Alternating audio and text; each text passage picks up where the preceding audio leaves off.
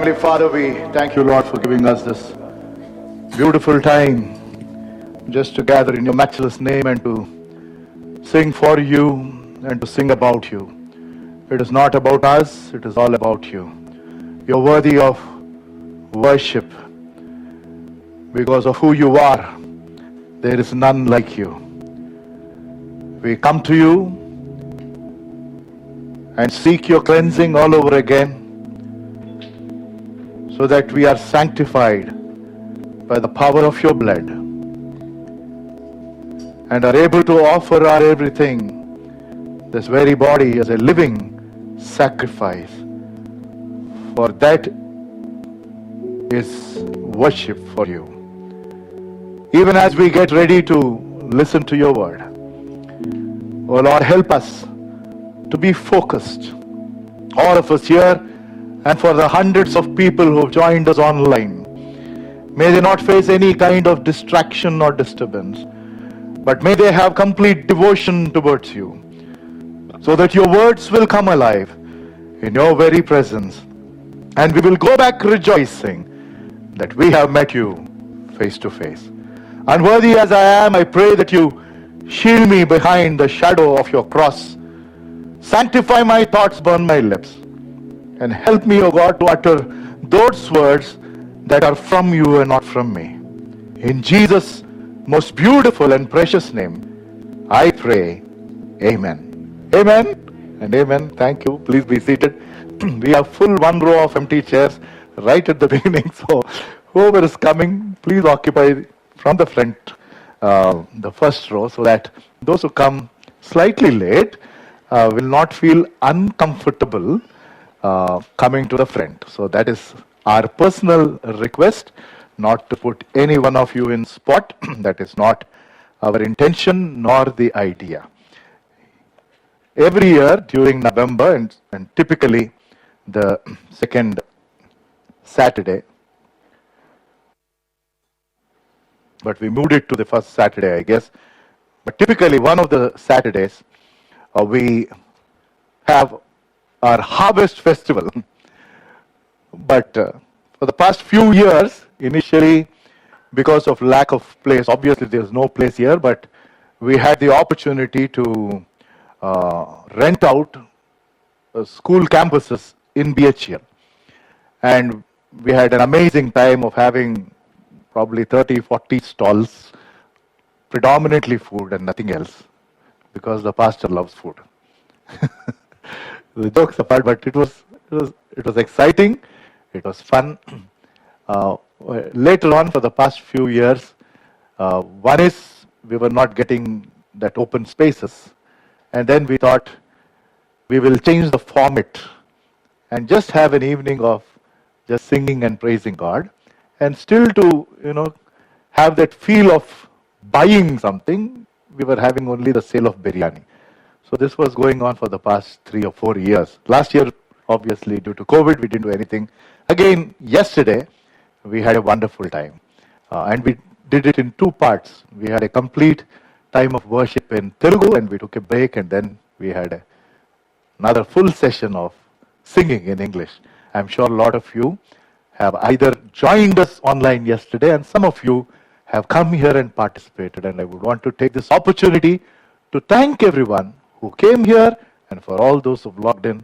And you can go back and listen to that songs and just praise and exalt his name. So this Sunday is pretty much our Thanksgiving Sunday. I mean, every day we need to be grateful to God.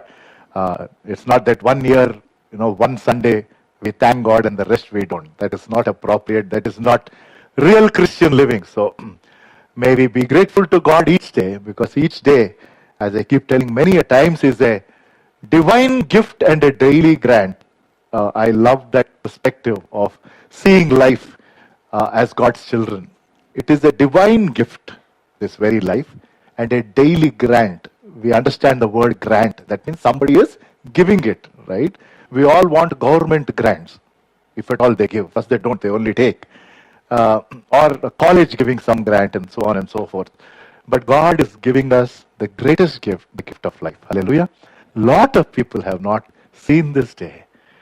We are not better than them. It is God's immense grace and mercy that we are still able to breathe. And as God extends our lifespan, according to His sovereign will, may we take each day as that precious. With that said, since today is Thanksgiving, the message would obviously be around anything that helps us understand thanksgiving or being grateful to God, showing our gratitude to God. And there are numerous passages, beautiful verses in the scripture for us to look forward to. There was a Christian businessman who went to Korea just to visit, and he had a friend. And one day he took him through a field, and this Christian businessman saw a very heartbreaking scene. The scene was there were two men. One of them was pretty old, and the other one was young comparatively. And the younger one was having the plow on his neck, which typically should be on an ox or a pair of ox. And this old man was holding that plow, and they were plowing that field. So the Christian businessman obviously felt that these people were so poor that they can't even afford one or two ox. And he looked to this friend and he said, I think they are very poor people. His friend said, yes, they are poor farmers and they are Christians and they are believers in God. And he went on to share something that happened in their life. He said, they attend a very small church that is there in this area. And the pastor wanted to, have a small little beautiful church. So he made an appeal to the members to give generously for that project. And when these two farmers, probably father and son, heard about that, they also wanted to do something. And they had one ox, and they sold that ox and gave that money. The Christian businessman was surprised.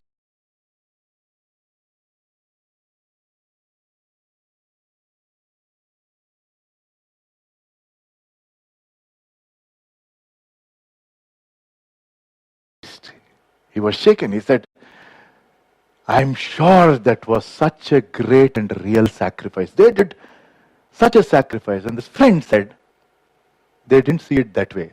That was even more shocking. How can they not see it as a sacrifice when they had just one ox and they sold that? And this friend looked at that Christian businessman and he said, you know what they said? They said, we were fortunate, at least we had one ox to sell. Think about it. Have you ever thought in that perspective? For most of us, what we get is still not enough. We still keep raising the bar. This Christian businessman went back to his country, and when he went to his church, he met the pastor and he said, I believe, showing this picture of these two people plowing. He said, Pastor, I have been giving, but I never gave sacrificially. I want to start giving sacrificially. With that said, we will look at one of the most familiar passages in the Bible. I'm sure I myself have spoken many a times, keeping this incident for meditation, and I'm sure you would have heard not only here or through other pastors. The incident is about Mary, the sister of Martha, and their brother is Lazarus. We know that family that was dear to Jesus Christ, and Mary does something beautiful. Just as I can't call it information, but these are facts in the Bible, you'll find Mary, whenever she was mentioned in the Gospels, always sitting at the feet of Jesus. Different instances, actually 3 of them. I'm not going to talk about that, but you can check that out. And each of that tells us a beautiful aspect of how we need to look to our Lord, who gave his very life for us. I just want to make a clarification here, while most people understand, but at times people can get confused. Because in the Gospels, there are 2 instances that talk about a woman, anointing Jesus. But there are 2 separate. What we are looking at is Mary anointing Jesus, and we will see that. I'll give you the scripture portion in a moment. And that incident about Mary is mentioned by Matthew, Mark, and John. Luke mentions another woman, a woman who was in sin. And she also anoints. So don't confuse the incident in Luke with the incident in Matthew, Mark, John. Okay? The reason why I say that is, both of these places, Simon's house is mentioned. So when we see Simon's house, then we think it is the same incident. But if you actually carefully read, Mary, Martha, and Lazarus were in Simon the leper's house, and it is mentioned in the Bible. And Luke talks about Simon the Pharisee. Both of them are different.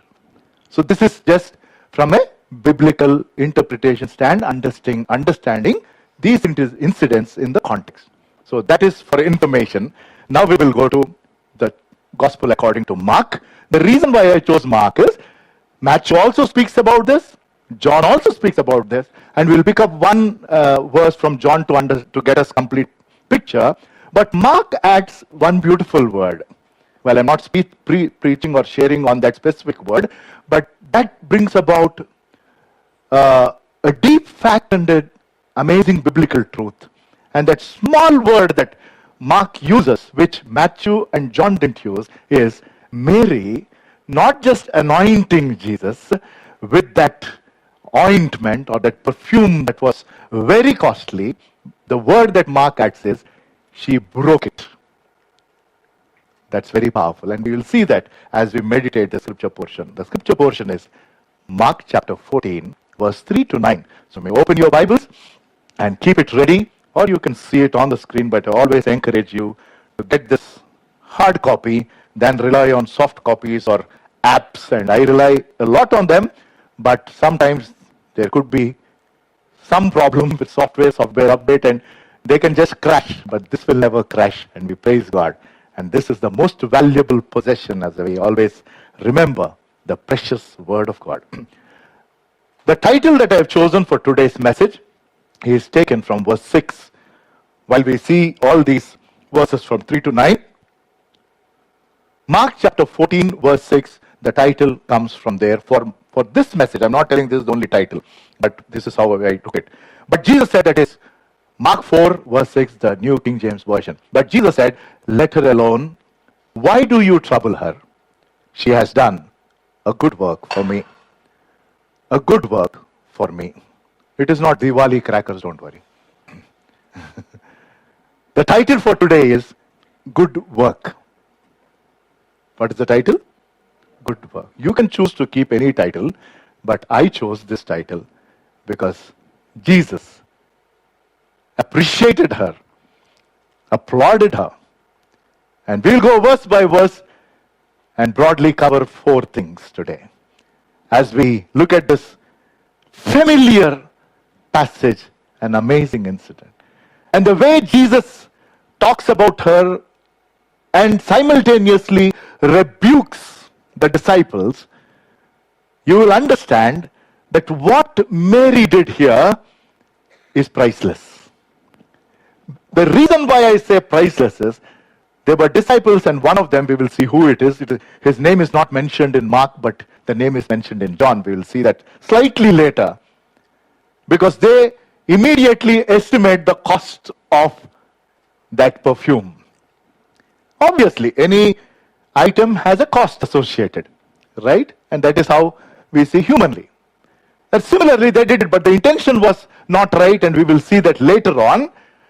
But Jesus sees it not from a typical price standpoint to give it a value and say this cost so much and she gave that much.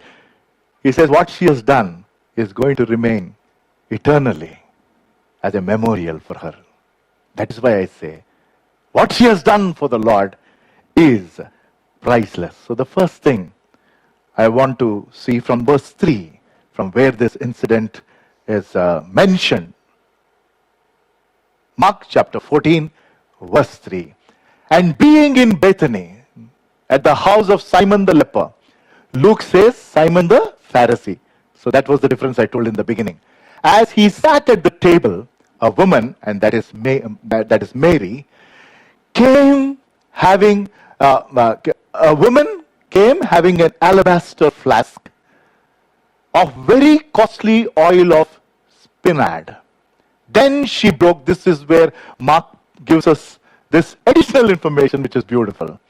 the flask and poured it on the head of our Lord and Savior, Jesus Christ. I just want to place two important aspects from this verse. What is this telling us about the heart of Mary? When she did something so beautiful. Two things based on what is mentioned in the Holy Scripture. First one is the kind of value that we can understand based on what is told later. We'll come to that in a moment. From Mary's standpoint, she had to pay for it. Yes, no? It didn't come to her freely. So there was an expense associated to Mary when it came to thanking God for all that He did. Just remember that. And while we remember that, that means to say it is about sacrifice, the expense of her thanks under the priceless move. What she did, I gave the point as priceless move. She made a priceless move. And when she made this priceless move of taking that costly perfume, that alabaster box, and when she broke that, it tells us that the most precious thing that she had, she was willing to offer it completely to God. What a lesson when we are thinking of thanking God and being grateful to God. The expense of our thanks. That means there was sacrifice. That means there is sacrifice. Is it costing you and me anything when we want to give something to our Lord? When I started off my married life, back in the year 1995, I shared these many a times, but just to help you understand what all God has done in my life. Not to say that look at me, but look at Him. It is always about Him. Whenever you share about anything that God does, consciously tell it is not about us, it is about Him. For what He has done, we are sharing so that you could look at Him. That will bring in glory and honor. Of the numerous things that He has done in my life. When we got married, we had a minus balance of 4 lakh rupees. There is nothing like that, minus balance. That means I had a debt of 4 lakh rupees 1995. Even now 4 lakh rupees is a lot of money. And with 6,000 rupees in our hand, we started our married life. Nowadays people want first to settle, then to have a decent, not decent, no decent is, for somebody 10,000 is decent, for somebody 1 lakh is also not decent. I mean, I'm talking of Christian believers, unfortunately. If at all people are calling themselves believers. The whole perspective has changed. There is nothing like depending on God, knowing His will, nothing. The criteria is something else. So let me not get into that. If you want, we will take a separate session. We've done many sessions like this. So that is how we started our married life. With a lot of struggles, just with clothes and 6,000 rupees cash and for 4 lakhs rupees to pay off.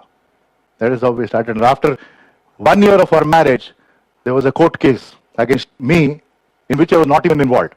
And the court case was 25 lakh rupees scam in the company that I worked. The reason is I was involved in a scam, a separate scam, for which I was in that 4 lakh rupees debt. But since I was involved in one scam, there were other employees who were involved in a scam. Since I confessed to this crime, they put my name in the other scam which I was not aware of.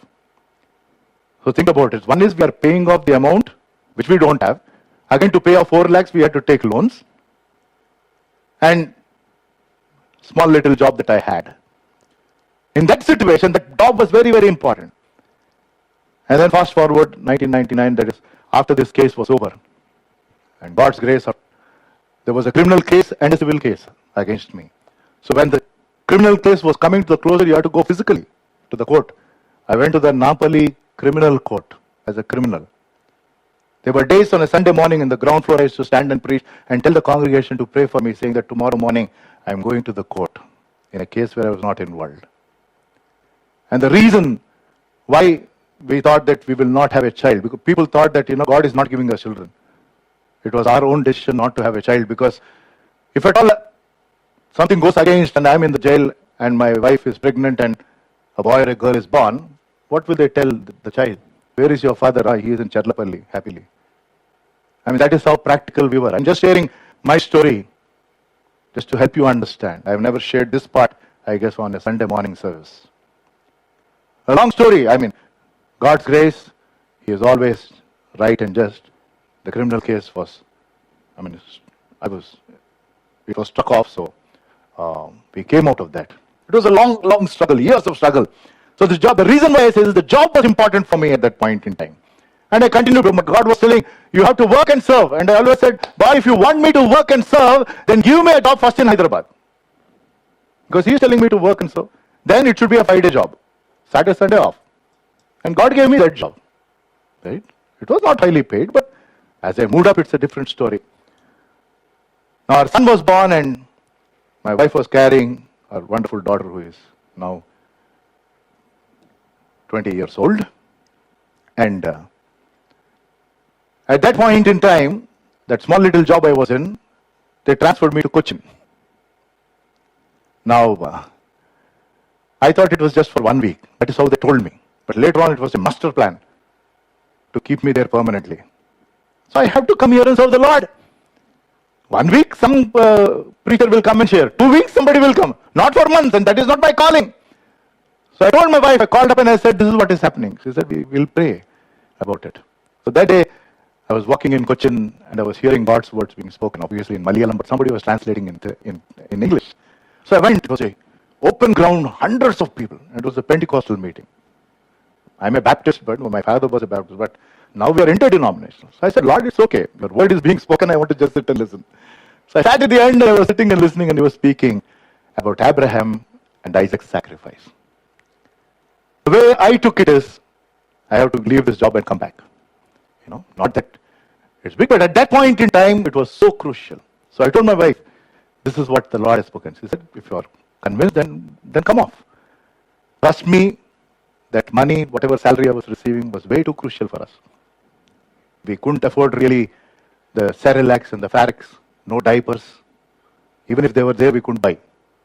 So I don't have to elaborate further. That is how it was after 6 years of marriage. The next day I was reading my regular scripture portion, and it was about Jesus walking to Jerusalem. And it says, He went before them.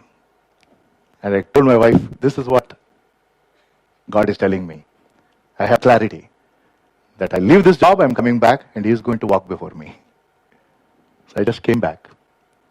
Here there was a little, why did you leave the job? You know, parents are concerned. Of course, I had only my mom and my father-in-law, and it's like, we will manage the church. How is it possible? How are you going to take care of the family? Within 2 weeks, I got a job in GE as a manager. 2 weeks after I came back. There are numerous things like that. I mean, it's just amazing. Fast forward, let me complete the whole story. Fast forward. 2018, when I became the country head of the company that I was working for 15 years. And people try to get to that position, right? And this is a Warren Buffett company. They have only one office in India, and I was the head of the company. I told it hundreds of times. I became the country head in February of 2018. August, God is telling, leave the job. I said, huh? Leave the job. It was heavily paid, let me tell you. I'll not tell the salary will fall off. And that is not my intention also. But there was quite a lot. I was earning a lot of money, apart from the perks. And I was like, you know, after 20 plus years of God's word, and we become too intelligent. So I'm like, God is speaking clearly, but I'm telling, maybe I'm misinterpreting. He only made with a country head. Yeah. How can He tell me to leave? No. 1 month, like Moses, delaying the decision. There came a time I was looking at myself as Pharaoh. To be very honest. Like God is telling me to leave, but I'm hardening my heart. Literally I felt like that. But still, after almost 1 month, John 6:28, NIV says, don't work for the food that perishes. NKJV and King James Version says, don't labor. NIV says, don't work. And the don't work was in bold. I mean, it's not in bold, but in my eyes it was like, don't work. Can there be another straight message? Then I walked out to my wife and I showed the scripture portion. I said, God is telling me, don't work. She didn't think twice. She said, at least now will you resign today, or will you still say, show me one more sign? It's been 2.5 years. We didn't lack anything. Didn't lack anything. Amazing. It's just amazing. And I can clearly see that I have not misinterpreted what he told. So likewise, I can keep going on. But when you look at Mary and what she did, there was an expense for the thanks that she gave. Second, the way she expressed. We are still in the first point, I have to rush. How did she express? And that expression is Mark beautifully telling, she broke that box.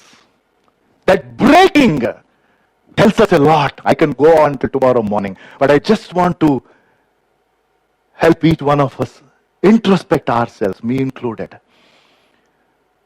Do we have anything costly, anything precious, anything of value that we hold for ourselves, that we are willing to break and give it all to God? I'm just placing that thought before you. Are we willing? Because many a times we hold on to things when God continues to prompt just to test us. And we all know in the book of Malachi, that is the only place in the scripture God tells to test him. There is no other place in the Bible where God tells to test him. And it is in the aspect of offering to God. And he says, test me. That means you can never match my giving. We can never match. Because God gave his one and only beloved Son for the sins of mankind, for your sin and my sin. I can never match up to that kind of a giving. But whatever little that we give, is their sacrifice. Second is their sincerity. These are the two things from that verse 3 that we can understand. The expense and then the expression of what she did. Are we willing to break? Sometimes probably we need to break our pride or our ego and many other things and offer it to God, which will be holy and acceptable. Next two verses, that is Mark chapter 14, verse 4 and 5. You will always find people who create problem. But there were some who were indignant among themselves and said, why was this fragrant oil wasted? And they say, for it might have been sold for more than 300 denarii and given to the poor. And they criticized her sharply. See the scene now. And who are the ones who are criticizing? If you want to know the answer. And who got this thought of selling it and giving it to the poor? It is Judas Iscariot. So I've put down the second point as problematic murmurers. When we murmur only, there's a problem. So the priceless move of Mary, and when Mary did something ultimate when it came to worshiping God, when it came to expressing gratitude, there were disciples, and among them there was Judas Iscariot. And how do we know that? We need to go to John chapter 12, verse 4 and 5. John also mentions about this incident, and John gives us this detail. He says, but one of his disciples, Judas Iscariot, Simon's son, who would betray him, said, why was this fragrant oil not sold for 300 denarii and given to the poor? This, he said, the answer is there, the motive is there. This, he said, not that he cared for the poor, but because he was a thief and had the money box, and he used to take what was put in it. That means he was a robber. And back then in Jesus' days, 1 denarii was one person's wage. In our language, 1 day's salary. If you are in a contract job or a daily wager. So Mary took 1 full year's wages. Think about it. That is 300 denarii. Almost 1 full year's wages. And she gave it all to Jesus. I have never done in my life ever accumulating 1 full year's salary and giving it to him. All that I gave was 10%. Slowly increased it to 12, 15, whatever. I don't have to further mention. But never ever 1 full years of salary every month we'll keep it aside and then give it to the Lord. No, Pastor Peter Samuel has never done anything like that. She gave it all. And Judas, because he was a thief, and he is the one who later on betrayed Jesus, we know. In fact, when he spoke of the disciples that she has wasted this precious oil, Judas was actually wasting his life, not recognizing Jesus as the Messiah.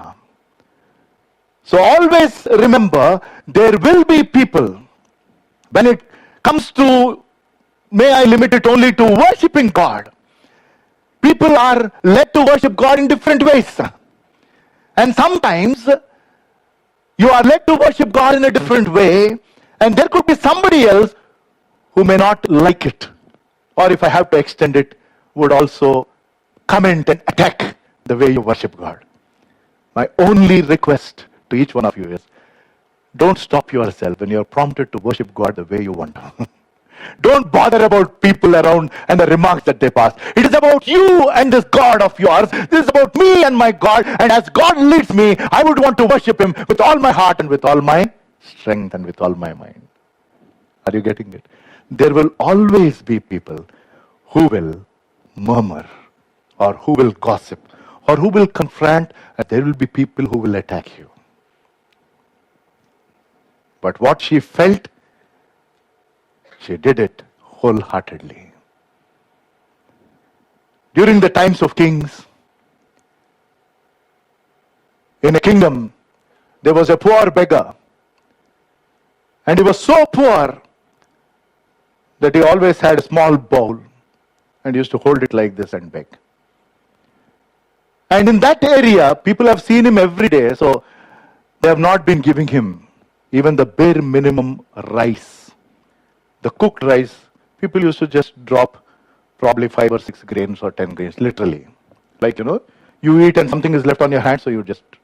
And whole day he used to gather all of this, and then it will become a small, portion of rice, and he eats. At times somebody puts a coin. So that was his life, pathetic. One day the prince was going from that side, so his expectation increased. So if at all the prince sees me, probably he'll do something. So he's holding this bowl. Had some grains of rice, somebody has dropped it, and the prince stopped. He's like, wow, now what will the prince drop in this bowl of mine? And to his utter shock and surprise, the prince looks at this beggar and he says, can you give your rice that is there in that bowl? This was like, what? This is not sufficient for me.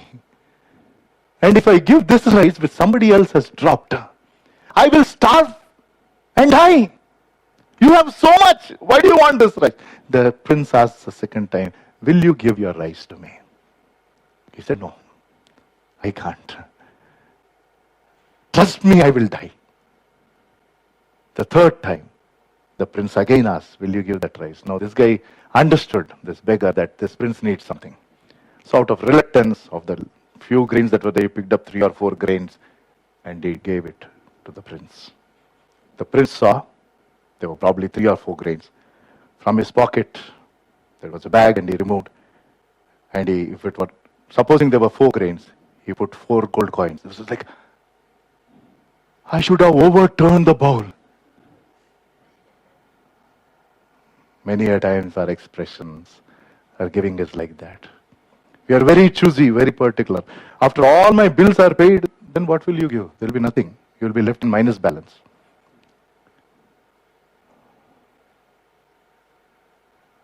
The word first, to which is attached faith. I'll tell you in a moment. Seek ye first the kingdom of God and His righteousness. Right? And in that passage of Matthew 6, Jesus says that my Father in heaven knows that you are in need of. So just to help you understand practically, what is faith? Keeping Father first in that context. That is keeping God first, and it calls for faith. When you consciously, continuously keep God first in everything that we do and say, trust me, that is living a life of faith. And God will take care. Whatever we are in need of. Now when this happened, we are coming back to the scripture portion that we are meditating from Mark, while it is in John and Matthew also. We understood the one who spoke about waste and feeding the poor was Judas, and it was not out of concern for the poor, it was about the money that he can make. By selling it for 1 year's wages, some amount of help will go to the poor, probably. The remaining he will put it in his pocket. Jesus understands the heart. So then, Jesus shares a powerful message. So we saw the priceless move, and then we saw the problematic murmurers, and third, we are looking at a powerful message given by our Lord. What was the message that my Lord gave? It is in verse 6, which is the most crucial or the central point of this incident. But Jesus said, I always keep telling the two most dangerous words in English, but and if. Wherever they are there, read it 2-3 times. What are the two words? But and if. I was about to get this job, but. That is how. So where you use it, in which context you use it is important. It changes the whole thing. There was Mary who broke the alabaster box. There were the disciples who were rebuking, and they criticized her sharply, so we don't even know, Criticizing itself is painful, right? And you're doing something beautiful. Mary is not, she didn't bring, one of the perfume boxes that were there. Okay, Jesus has come, so let me give him something. No! The most costliest, the most precious. Probably, I'm only thinking, it's not in the scripture, it is just my assumption. I could be totally wrong. Probably she kept it for her own burial. I'll tell you why I told what I told. But whatever said and done, what she did was the most beautiful, most precious. It costed her a lot. Yet, there were people who criticized sharply. That is when our Lord steps in, because it was the most important thing spoken here in this powerful message. Hope you will catch that word. Verse 6 of Mark chapter 14. But Jesus said, let her alone. We will see that. Why do you trouble her? 2 things. She has done a good work. And the most important 2 words of this incident is, for me. Underline that and go and think. Focus on these 2 words every day of your life. What are we doing for him? Just hold on to this thought each day. Because the word of God says, whatever we do, we must do it as unto the Lord.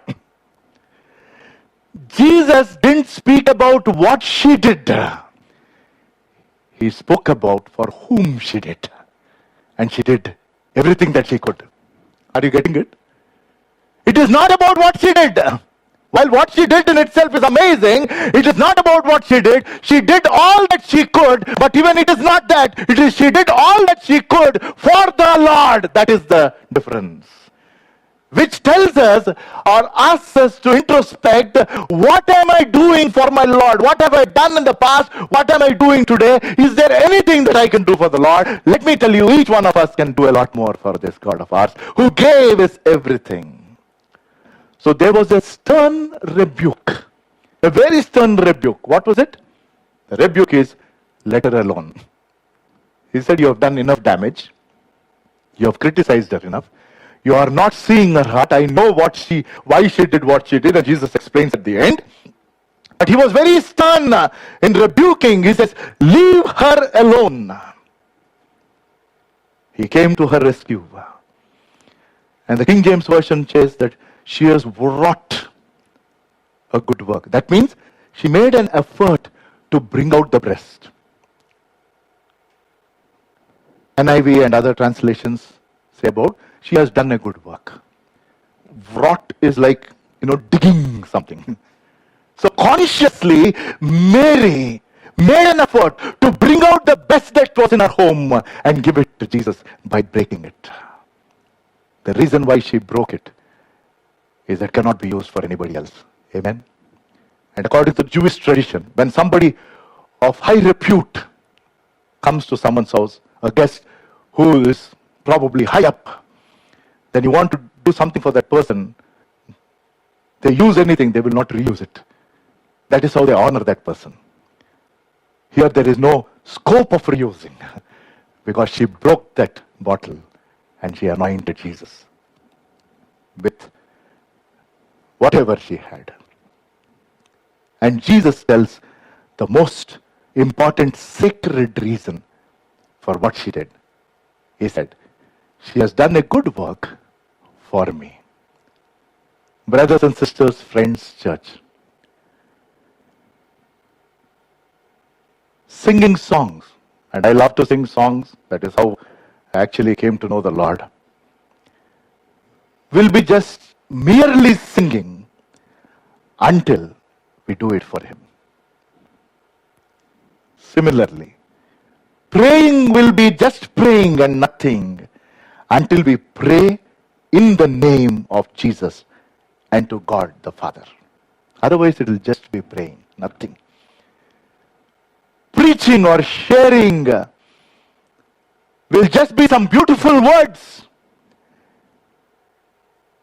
until we preach in the name of Jesus and in the power of who He is. That means to say that whatever we do will be nothing if we not do it for God. And then Jesus shares a simple reality. In the next verse, that is verse 7. He says, for you have the poor with you always. Not that He was not concerned about the poor. We know that Jesus was compassionate. He did so many miracles and He provided in many instances. And whenever you wish, you may do them good. But me, you do not have always. So He gives the spiritual reason in verse 8. She has done what she could. She has done what she could, and He tells it beautifully. She has come beforehand to anoint my body for burial. This is the spiritual reason.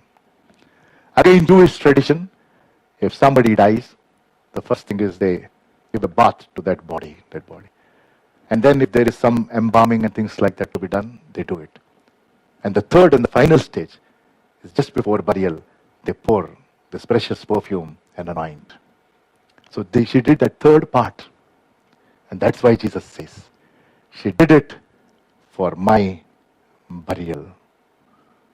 So He not only recognized what she did, but He also helped people understand the motive, the spiritual aspect of what she did. That leads us to verse 9, the last. And that is a perpetual or an ongoing memorial for our Lord. An ongoing memorial for herself. And Jesus says, assuredly I say to you, whenever and wherever this gospel is preached, and we know the gospel is going to be preached till the coming of our Lord Jesus Christ. What this woman, that is Mary, has done will also be told as a memorial to her. Think about it. She never knew that what she has done for the Lord is going to be a memorial for her, a perpetual memorial for her, as long as the gospel is being preached throughout the world. And this is one of that incident. After 2000 plus years, something that was done in Bethany, we are meditating today and thinking of Mary. Think about it. Wow. That one act, that one precious act of what she did. For people it was waste. For Jesus it was worthy of honor. Many a times, we look for certain things in our life that happen. Could be during studies or when you're in your job or anywhere else. There are certain things that probably would happen and we cherish them as moments of honor. When I, left this job as a country head, as I told, it was such an honor that without my knowledge, I used to report into the president of the company and the CEO. Both of them flew down 1 month before I was leaving. I thought they came for something else, but they came exclusively just to thank. And without my knowledge, they invited my family. So they had a town hall, everybody was there. And then they suddenly called my family. That was I mean, I cannot forget that scene. It was nostalgic. I was in tears. And then, it was not intentional. I didn't even know I'll share this, but this was the watch, a handmade watch, a pretty expensive watch that my president, whom I used to report into, he said, I went personally and picked up this watch, and they gifted me this watch. So, of the couple of things that, this is like, the moment I see this, I go back to my next, wow, some things of honor. Similarly, when I was a volleyball player, I played for the Nationals, and back in 1983, we were all India winners. So they gave us a gold medal. That's the only medal I ever got in my life. It is somewhere, I don't even know. But for years it was like, gold medal. So when it comes to serving our God, is there anything that Pastor Peter Samuel can hold up and say, this is my biggest honor that I did for my Lord? There was a church in one area. There was a wonderful pastor, and his wife was a Sunday school teacher. And one day, one family moved there with a small daughter. She was 5 years old. A beautiful daughter, cute little daughter, bubbly with energy. So they joined the church. Obviously, that small girl started coming to Sunday school. And for the kind of questions that she asked to ask, and she was just like the focus of everybody. And the pastor wife used to come back every Sunday and say, whoa, this small one, her name was Sarah. Sarah is like amazing, amazing. And one day the Sunday school teacher, the pastor's wife, she spoke to the children about being useful to God. Some small lesson. And Sarah, that small little girl, went up to the Sunday school teacher and she said, at this age, what can we do that is useful for God? I don't think there is anything. Then she said, no, any small thing, you can do it for God.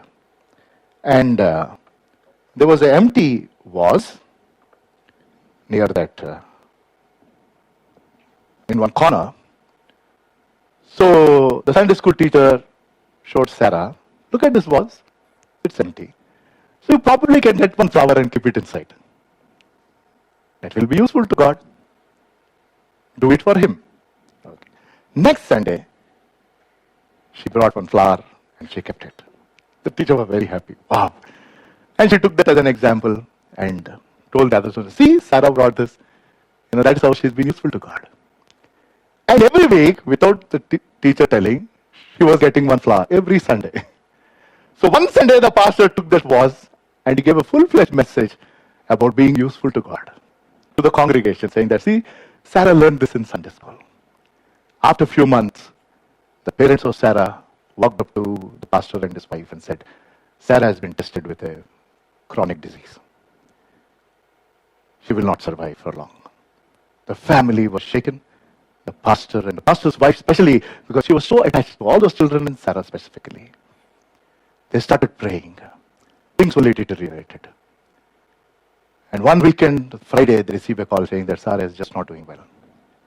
With so much of pain in the heart, with not even having courage to pray, the pastor and his wife, they went to that house. They looked at Sarah. She's just become even more smaller. She's shrunk. And they said she can't survive further. So they prayed and they came back. That coming Sunday, the pastor was not in a position to even preach. Because he was disturbed, and like always, the question of why, Lord, why? Why is it happening to them? Why for that little baby, Sarah? And even he was coming to the close of his message, he stopped. And he was looking at the door. And people turned and saw Sarah's parents were walking into the church with Sarah. And a small girl was holding the flower and she was not even having strength to walk. They didn't sit at the back. They came all the way forward. And right to the altar. And Sarah with her feeble hands took the flower. And she went back. People were crying. 2 days later, Sarah passed away. When she kept this flower, she left a small piece of paper. The The pastor didn't have courage to take that paper and see what was written. On the day of funeral with hearts broken, after the burial was over, he opened that small note and he called his wife. She was in no position to see. He said, "Look at what Sarah has written." She opened and she read, "Dear God, this has been the biggest honor of my life.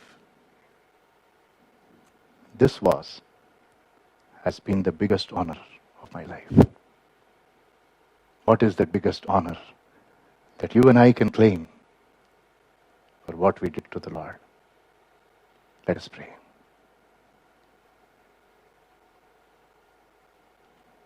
My intention was not to leave you on some emotional high. That has never been our intention. But if God the Holy Spirit has spoken to you, has convicted your heart, what have you done for the Lord? What have I done for the Lord? For all that He did for you and me. Mary's act of anointing Jesus' body showed us the expense of her thanksgiving and the expression of her thanksgiving. And Jesus rebuked the disciples, but appreciated and said that this will be as a memorial for her. What are you and I willing to break and give to God? If you have not given your heart to God, that is the first thing that must be given more than everything else. And for all those who have accepted Jesus as their personal Savior, are you holding back anything, not giving it to Him? May we give our best to God, and the best is the time that we have. The time that we have. May we give the precious moments of each day to this God of ours.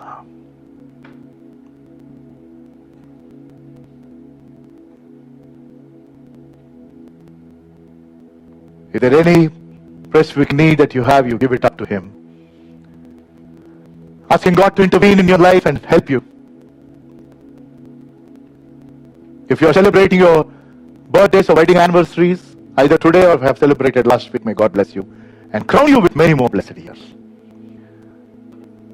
Our loving Heavenly Father, we thank you, Lord, for speaking to us as you always do. The beautiful revelation of who you are. Oh Master, we are guilty of not giving our best to you. We seek your pardon, we seek your forgiveness. Help us to keep you first in everything that we do and say, and not hold back anything that is precious, because all that we have belongs to you and you alone. Thank you, O Master, for all that you continue to do in our lives. Help us to be those good stewards. In Jesus' precious name I pray. Amen. Even as we continue in this attitude of thanksgiving, may we give our offering to the Lord as we sing this song.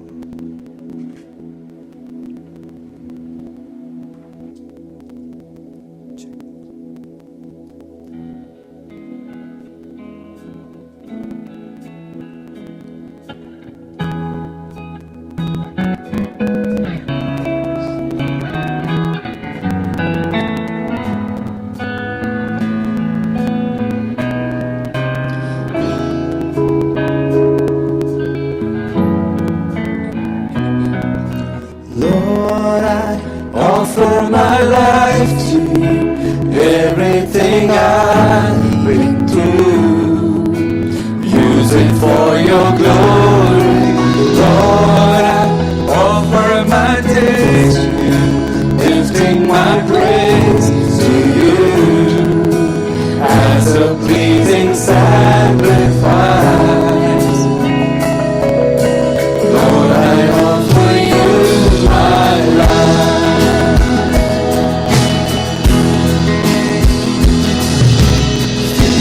The past, things that I see, wishes and dreams that I yet to come true.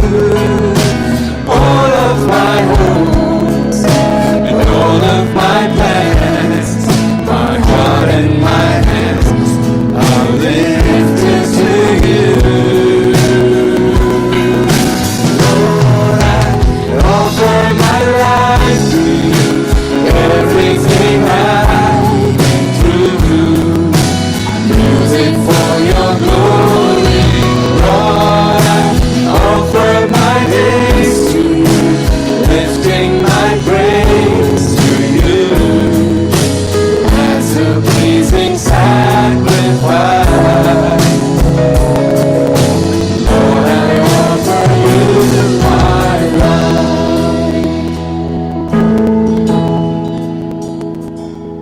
no special announcements.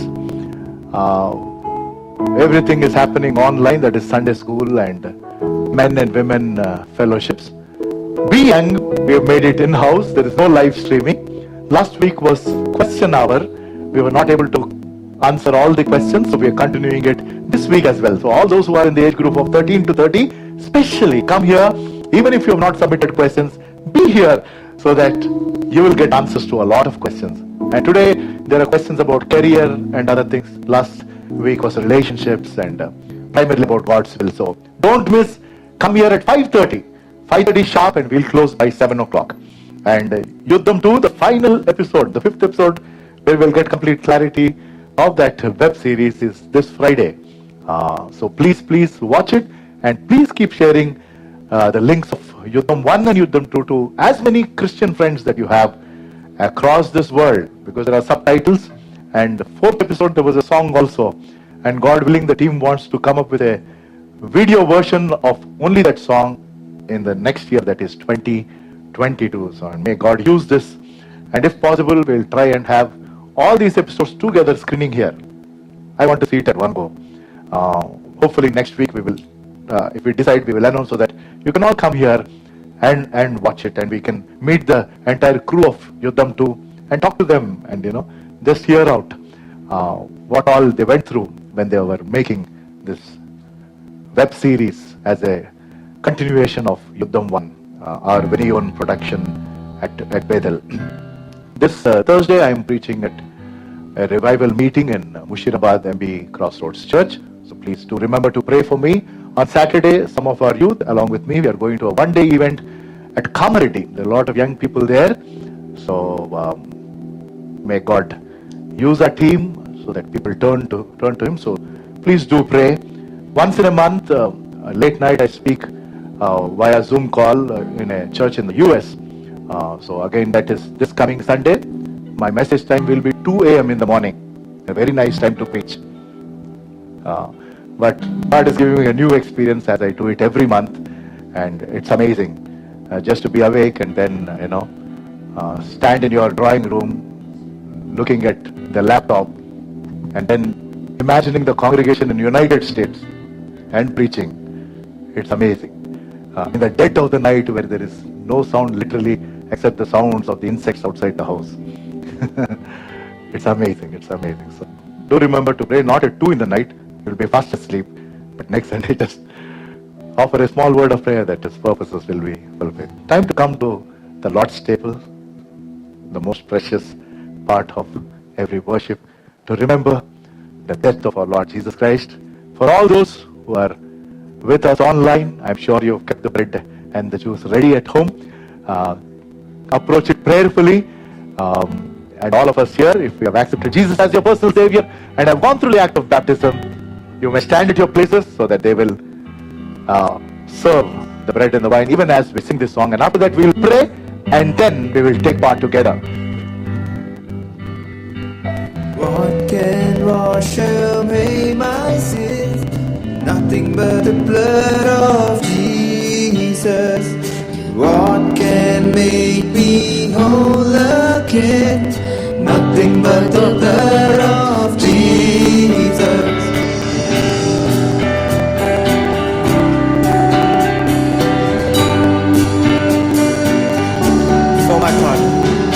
For my part in this I see nothing but the blood of Jesus. For my cleansing this my plea, nothing but the blood of Jesus. All we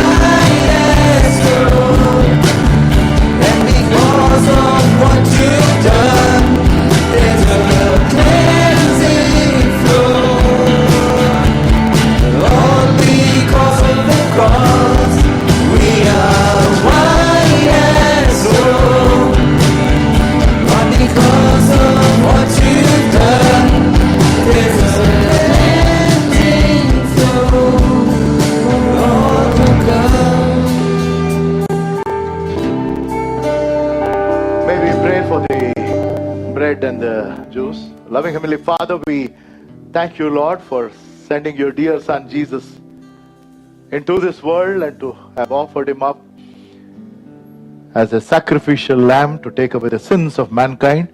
It was my sin that was placed on him and the sins of this entire world. Oh Lord, even as we approach this table, I pray that you bless this bread and this juice that is here and at every home, so that we take it with the hearts filled with gratitude. In Jesus' precious name I pray. Amen.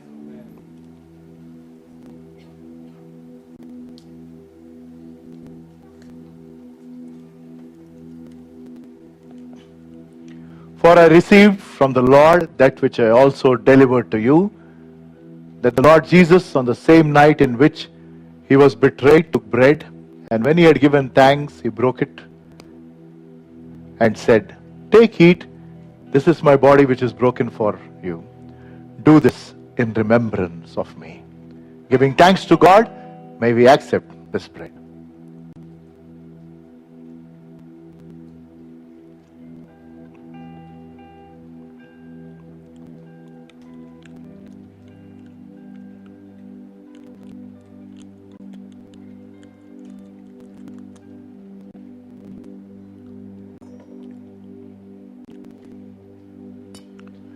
In the same manner, he also took the cup after supper, saying, "This cup is the new covenant in my blood.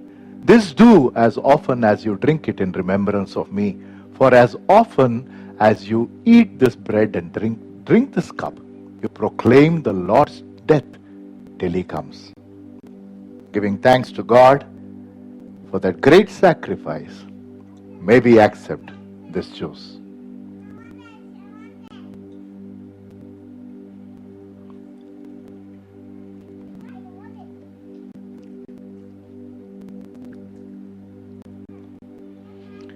Please be seated.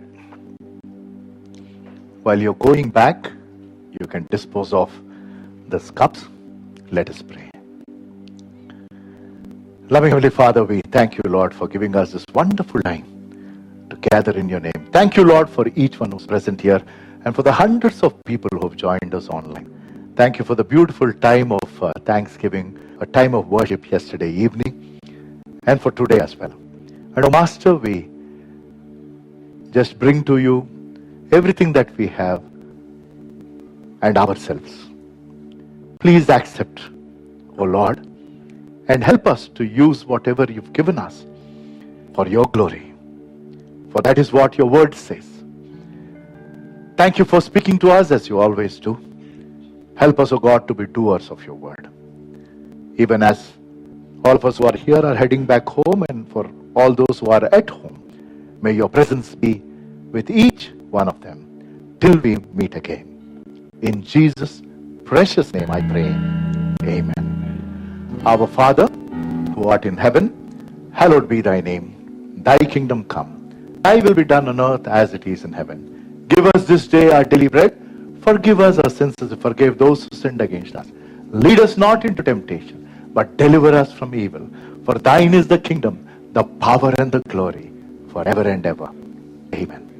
Now to him who is able to keep you from stumbling and to present you faultless before his glorious presence, to God alone who is wise, be glory and majesty, dominion and power, through Jesus Christ our Lord, throughout all ages, now and forevermore. Amen. Lord bless thee.